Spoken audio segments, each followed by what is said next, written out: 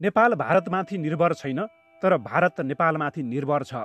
अधिकांश भारतीयहरू सोच्ने गर्छन् नेपाल भारतप्रति पूर्ण रूपले आश्रित छ, अथ नेपाल भारतप्रति सधैँ अनुग्रही हुनुपर्छ। भारतीय मिडिया मात्रै होइन, भारतीय बौद्धिक सञ्जालले पनि यस्ता अनुवृत्ति र चिन्तनबाट ग्रसित भएको देखिन्छ। 2072 सालको नाकाबन्दीताक भारतीय सामाजिक सञ्जालमा नेपाल विरुद्ध यस्ता भावना र विचारहरू सार्वजनिक भएका थिए। नेपाललाई दिने सबै किसिमका आर्थिक सहयोग बन्द गरेर गुडा टेकाउनुपर्ने, इन्धन लगायतका सबै वस्तुमा दिइने अनुदान बन्द गर्नुपर्ने, भारतीय सेनामा गोर्खा सैनिकको भर्ना बन्द गर्नुपर्ने जस्ता राष्ट्रवादी विचार देखाएका थिए। यी विचारहरू यस्ता थिए मानव भारतको अनुग्रह बिना नेपाल टिक्नै सक्दैन। भारतले सहयोग नगर्ने हो भने नेपाल पूर्ण रूपले स्तब्ध हुनेछ। भारतीय पक्षबाट भएका यस्तै व्यवहार र घटनाक्रमबाट प्रेरित भएर नेपाल र भारत सम्बन्ध बीचका द्विपक्षीय आर्थिक सम्बन्धका बारेमा अध्ययन थालियो। अध्ययन गर्दै जाँदा आश्चर्य लाग्दा तथ्यहरू प्राप्त भए। भारतीयहरू मात्रै होइन, हामी नेपालीको बुझाइ पनि उस्तै रहेको छ। तथ्यहरूको अभावमा नेपालीहरू पनि सोच्छन् कि नेपाल आर्थिक हिसाबले भारतप्रति अत्यधिक रूपमा परनिर्भर छ।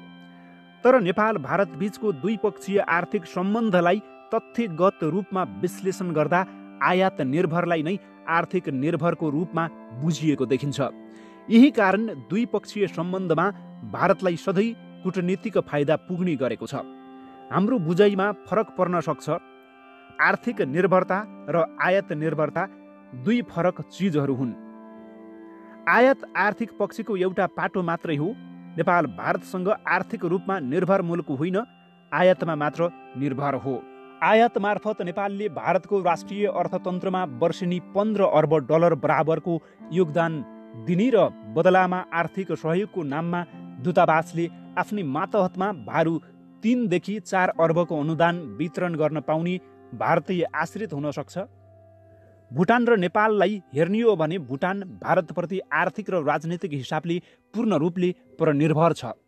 वैदेशिक लगानी मात्र नभएर भारतले भुटानलाई वर्षेनी ठूलो मात्रामा आर्थिक सहयोग पनि गरेको छ। जलविद्युत निर्यातबाट भुटानले राम्रो आम्दानी गरे पनि भारतको आर्थिक सहयोग बिना भुटानले सरकारी खर्च पनि जोहो गर्न सक्दैन।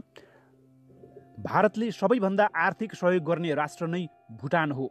नेपालभन्दा 10 गुणा सानो अर्थतन्त्र भएको भुटानको 12औं पञ्चवर्षीय योजना कार्यान्वयन गर्न भारतले 45 अर्ब भारतीय रुपैयाँ बराबरको आर्थिक सहयोग दिने प्रतिबद्धता जनाएको छ भने विगत 3 वर्षमा 57 अर्ब भारतीय रुपैयाँ आर्थिक अनुदान दिइसकेको छ।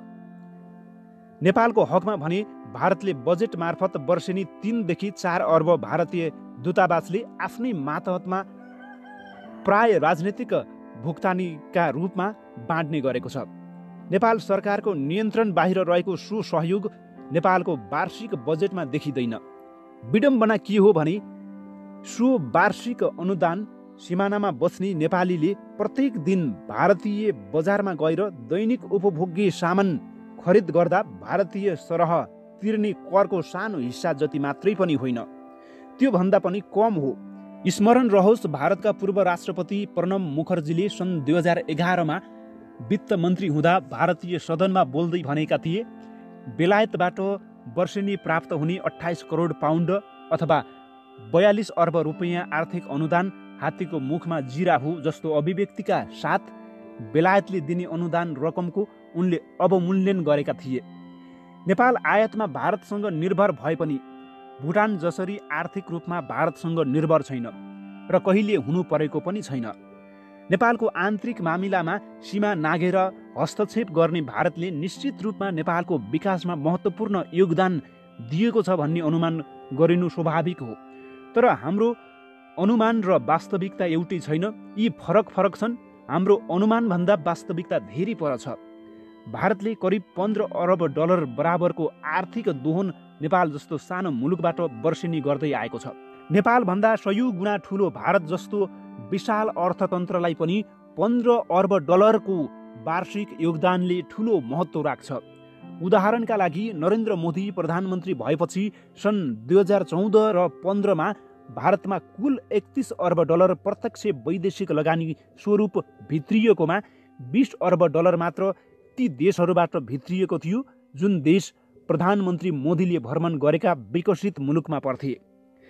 स्थिति कस्तो छ भने नेपालमा रेमिट्यान्स प्राप्त सम्पूर्ण रकम 24 घण्टा पनि नबित्दै भारतीय बजारमा बाहिरिन्छ।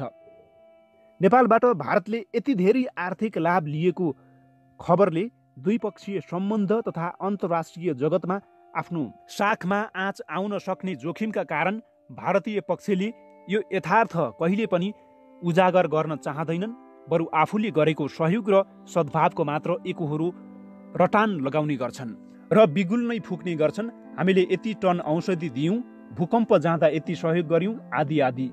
आश्चर्यको विषय के हो भने भारत जस्तो ठुलो देशले नेपाललाई एकतर्फी आर्थिक दोहन गर्दै आए पनि यस्तो गहन विषयको उठान कहीँ कतै हुन सकेको छैन। भारतीयहरू सोच्छन् 50 लाख भन्दा बढी नेपाली भारतमा काम गर्छन् र अरबौं रुपैयाँ नेपाल पठाउँछन्। तर हाम्रो अर्थतन्त्रमा 1/3 योगदान दिने क्षेत्रहरू व्यापार, इलिस्टेट र निर्माणमा भारतीय कामदारहरूको एक छत्र राज छ। IMF को रेमिट्यान्स सम्बन्धी प्रतिवेदन अनुसार नेपालले हरेक वर्ष भारतसँग रेमिट्यान्समा पनि 2 अर्ब डलर बराबरको घाटा बेहोरिरहेको छ।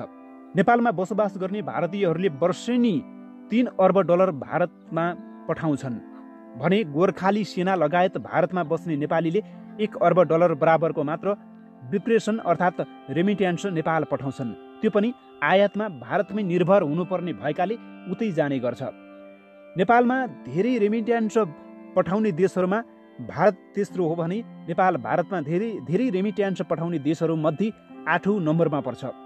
अर्थतन्त्रको आधारमा भारतले सर्वाधिक रेमिट्यान्स भित्र्याउने 5 देशहरूमध्ये एक भए पनि अर्थतन्त्रको आकार र प्रति व्यक्ति आयातको आधारमा विश्वकै सबैभन्दा बढी रेमिट्यान्स पठाउने देश हो।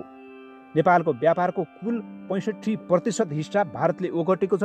गत वर्ष भारतबाट करिब 7.4% अर्ब डलर आयात भएकोमा यसपालि 8.5 अर्ब डलर बराबर पुग्ने निश्चित छ। साथै भारतसँग व्यापार घाटा गत वर्षको 7 अर्ब डलरबाट बढेर यो वर्ष 8 अर्ब डलर पुग्ने देखिन्छ। भारतको व्यापार नाफामा सर्वाधिक योगदान गर्ने नेपाल तेस्रो देश हो भने भारतले सर्वाधिक निर्यात गर्ने 10 देश मध्ये नेपाल एक हो। व्यापार घाटा र रेमिट्यान्स घाटाबाट नेपालले वर्षेनी 10.5 अर्ब डलर बराबरको प्रत्यक्ष योगदान दिएको छ। त्यसैले निर्धक्क भन्न सकिन्छ नेपाल भारतमाथि निर्भर छैन, बरु भारत नै नेपालमाथि निर्भर छ।